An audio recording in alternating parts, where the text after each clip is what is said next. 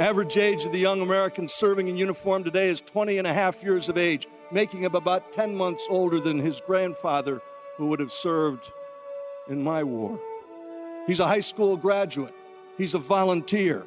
He is brighter, better educated, better trained, led, and equipped than any soldier, sailor, airman, guardsman, or Marine of any country in history.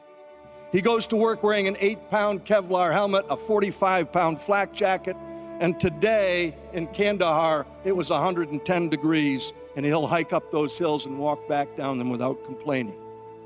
He's been taught chemistry and physics and ballistics and avionics and electronics to operate and maintain the most sophisticated weapons and equipment ever designed by the hand and mind of man. He can use his body like a weapon, and his weapon like part of his body. And he can take a life or save one because he has been so remarkably well trained.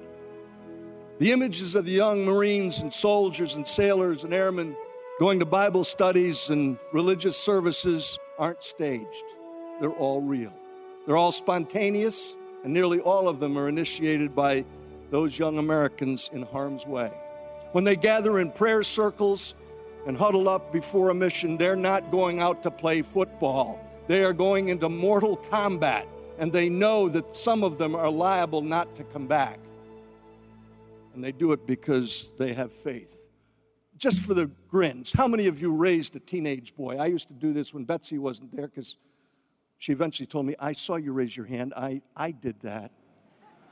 Think about getting a teenage boy to clean up his own room, do his own laundry, fix his own meals, clean up everything without a size 10 in the backside. And yet that same youngster today washes and mends his own clothing, feeds himself, takes care of cleaning his weapon, cleaning himself. He's totally self-sufficient. The kid who once wouldn't share a candy bar with his little brother now gives away his last drop of water to a wounded comrade, his only MRE to a hungry Afghan kid, and splits his ammo with a mate in a firefight.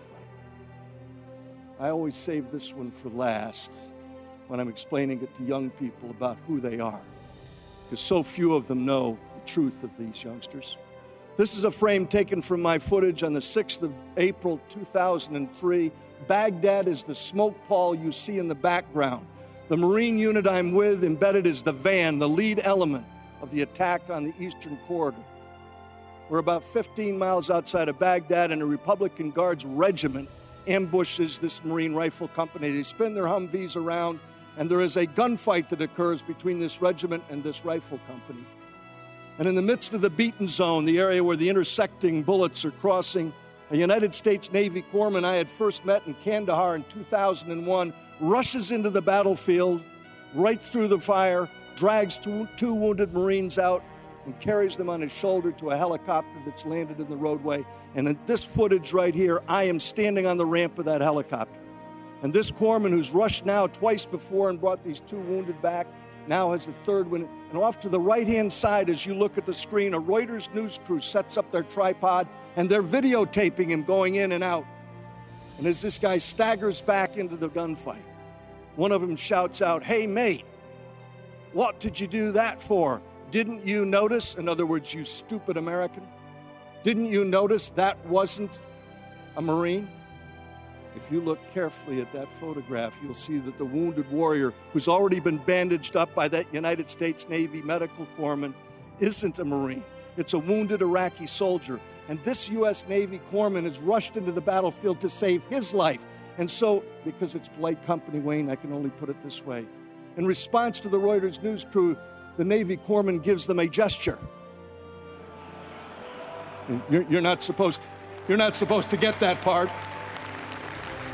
He gives them a gesture. He says, "Didn't you notice? He was wounded. That's what we do. We're Americans."